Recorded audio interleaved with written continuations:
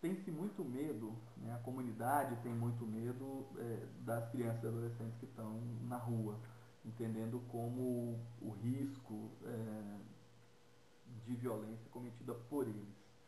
Uma primeira observação a ser feita, assim, os meninos, crianças e adolescentes em situação de rua, a própria população adulta acaba praticando pequenos furtos, pequenos delitos como meio de sobrevivência. No caso dessa população, a absoluta maioria das abordagens que são feitas por eles estão na lógica da mendicância ou de pequenos furtos de bolsa, de comida, de alguma coisa do tipo. Não avançam para muito além disso. Numa lógica contrária, do outro lado, talvez seja a população que mais evidencia a lógica de violência sofrida.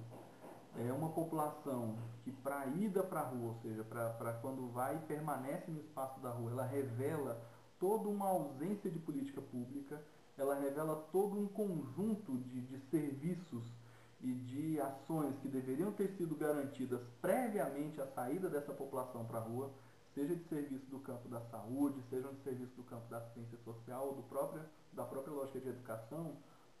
A população de rua ela consegue evidenciar de maneira muito clara para a gente a impossibilidade da atuação desse serviço. Quer dizer, houveram falhas que possibilitaram a permanência dessa população na rua.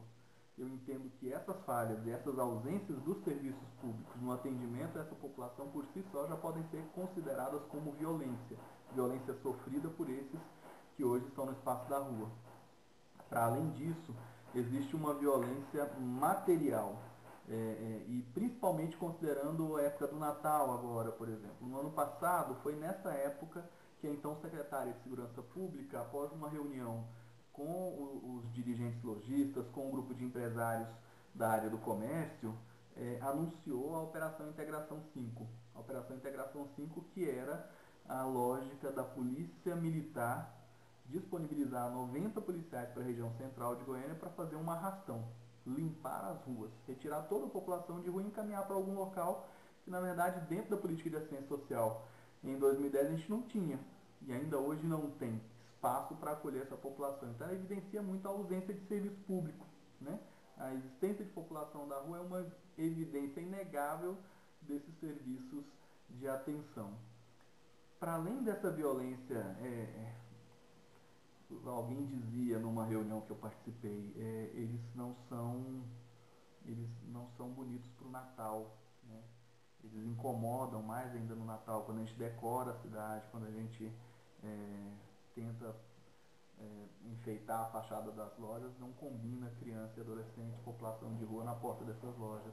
Isso por si só já gera uma ação dos comerciantes contra.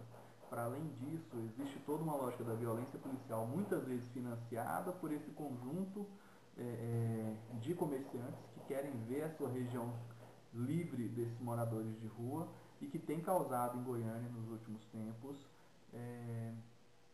com fortes indícios, vamos dizer assim, pelo menos, de casos de extermínio de população de rua.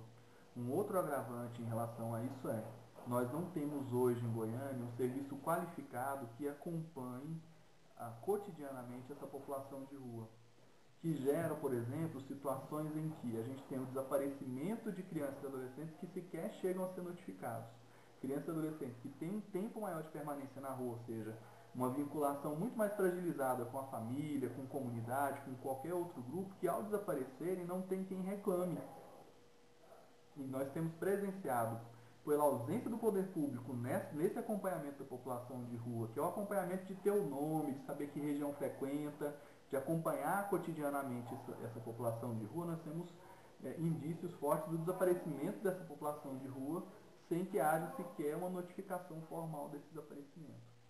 Então essa é uma outra forma de violência bastante séria que a gente tem presenciado. Ora, essa violência é atribuída às relações com o tráfico de droga, enquanto usuários de crack, ora, essas violências atribuídas diretamente às forças policiais nessa lógica de asepsia e limpeza do centro. A minha opinião sobre, digamos, essa situação que a gente vê uma quantidade muito grande de meninos andando nas ruas, né, assim, sem direção. Isso é consequência da própria estrutura da sociedade que a gente vive, que é extremamente excludente, gerado por várias situações, né? As próprias condições em que as famílias vivem, né? De pobreza, a própria desestabilidade dessas famílias, que leva até a situação de violência contra essas crianças, e também como decorrência da própria situação em que essa população vive sujeita às consequências do uso de drogas, né? Então nós temos uma série de fatores, né? Lamentavelmente a gente vê isso ainda ocorrendo mesmo em condições em que o país se recupera economicamente e da mesma forma que existe uma série também de programas sociais que seriam suficientes para tirar essas crianças das ruas. Falta também uma ação mais efetiva dos órgãos públicos, principalmente dos órgãos municipais.